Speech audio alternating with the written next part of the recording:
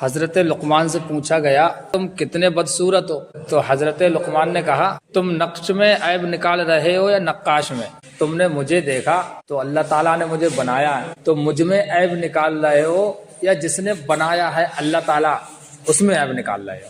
دونوں میں عیب نکالنا غلط بات ہے۔ حضرت لقمان نے ایک تھیلی میں اپنے پاس کچھ دینار رکھ لیے تھے بھر کے سونے کے سکے، اور اپنے بیٹے کو واعظ و نصیحت کرنے لگے۔ ہر نصیحت کے بعد تھیلی سے ایک دانہ نکال لیتے دینار کی۔ جب تھیلی خالی ہو گئی تو اپنے بیٹے سے فرمانے لگے کہ نور نظر، اگر میں اس قدر واعظ و نصیحت کسی پہاڑ کو کرتا، یعنی جتنا میں نے تجھے سمجھایا ہے نصیحت کی ہے، اگر کسی پہاڑ کو سمجھایا ہوتا، نصیحت کی ہوتی تو وہ بھی ٹکڑے ٹکڑے ہو جاتا۔ چنانچہ آپ کے بیٹے کا بھی یہی حال ہوا۔ بیان کیا گیا کہ ایک روز حضرت لقمان نے اپنے بیٹے سے کہا میں نے تمہیں اتنی کچھ نصیحتیں کر دی ہیں کہ اگر تم پتھر بھی ہوتے تو تم سے چشمے پھوٹ نکلتے۔ چنانچہ ایک روز وہ اسی طرح نصیحت کر رہے تھے کہ بیٹے کا دل پھٹ گیا اور وہیں گر کر مر گیا۔ حضرت لقمان کے بیٹے نے ایک مرتبہ پوچھا والد گرامی وہ کون سے امور اور خصلتیں ہیں جن کا انسان کے اندر ہونا ضروری ہے، یعنی وہ کون سے کام کون سی عادتیں ہیں جن کا انسان کے اندر ہونا ضروری ہے؟ حضرت لقمان نے فرمایا دیندار ہونا اور دین کے احکامات پر مکمل عمل کرنا سب سے بڑی خصلت ہے۔ انسان کے اندر اس خصلت کا ہونا اسے دنیا و آخرت میں سرخرو کرنے کے لیے کافی ہے۔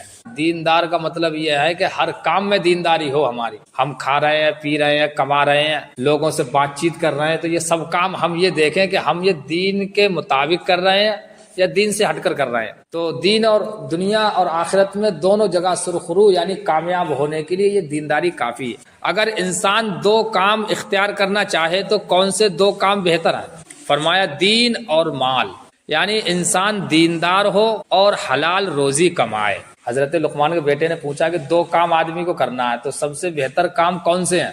تو کہا کہ دیندار بن جائے اور خوب پیسہ کمائے۔ تو پیسہ ہوں گے تبھی تو ہم لوگوں کی خدمت کر سکیں گے، پیسہ ہوں گے تبھی تو ہم حج و عمرہ جا سکتے ہیں، پیسہ ہوں گے تبھی تو زکوٰۃ دیں گے، پیسہ ہوں گے تبھی تو غریبوں کی مدد کریں گے۔ تو دو کام کر لو، خالی بس دیندار بن جاؤ اور خوب پیسہ کماؤ، کوئی پریشانی نہ۔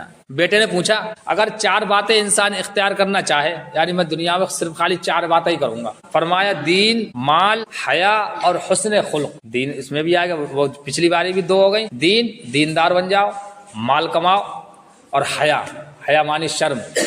شرم کا مطلب یہی نہیں کہ ہم خالی دوپٹہ اوڑھ کے بیٹھ جائیں، نئی دلہن ہوتی ہے شرم آتی ہے، ایسا نہیں ہے۔ شرم کا مطلب یہ ہے کہ اللہ تبارک و تعالیٰ نے جن کام سے منع کیا ہے ان سے ہم شرم اور حیا کرائیں۔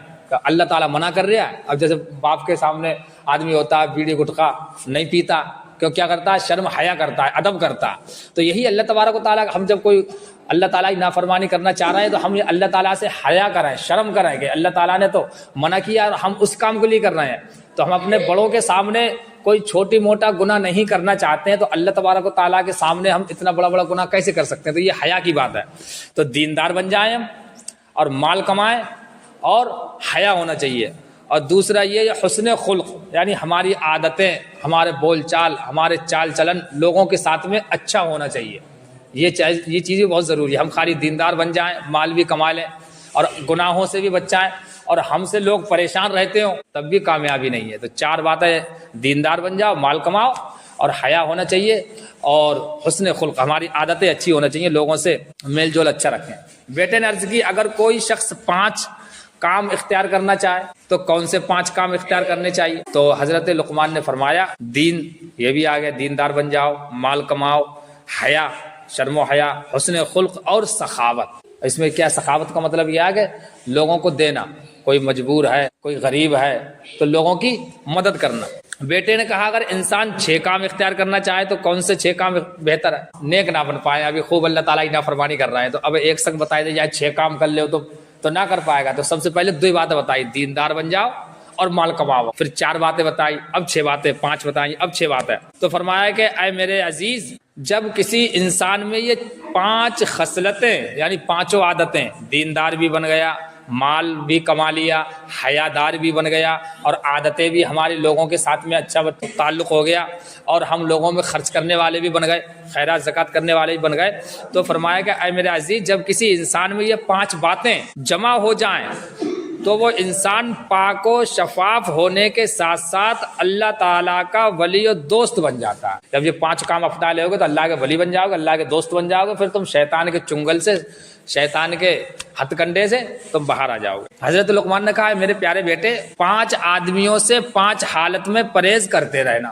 نمبر 1، جاہل سے جب اس کے پاس بیٹھو، یعنی جو آدمی ماننے کو کوئی بات تیار نہ ہو، جاہل اس کو کہتے ہیں نا اہل۔ نا اہل کا مطلب کیا ہے؟ یعنی کوئی بات اسے بتائی جائے تو واقع اہل ہی نہ ہو، یعنی اس کے سمجھے میں نہ آوے، واقعی کوئی قدر نہ کرے۔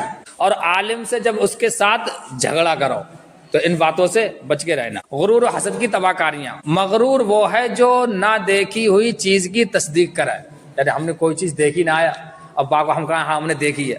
اور نہ ملنے والی چیز کا متمنی ہو، یعنی جو چیز مل ہی نہیں سکتی ہے اس کی ہم تمنا کرتے ہوں۔ حسد سے بچتے رہو کہ وہ دین میں فساد ڈالتی ہے۔ حسد کہتے ہیں کسی سے کوئی بات اللہ تعالیٰ کسی کچھ دے رہا ہے تو ہم حسد کریں کہ اللہ تعالیٰ اسے مال کیوں دے رہا ہے، اللہ تعالیٰ اسے اولاد کیوں دے پڑا ہے، تو اس کو حسد کہتے ہیں۔ اور دل کو کمزور کرتی ہے۔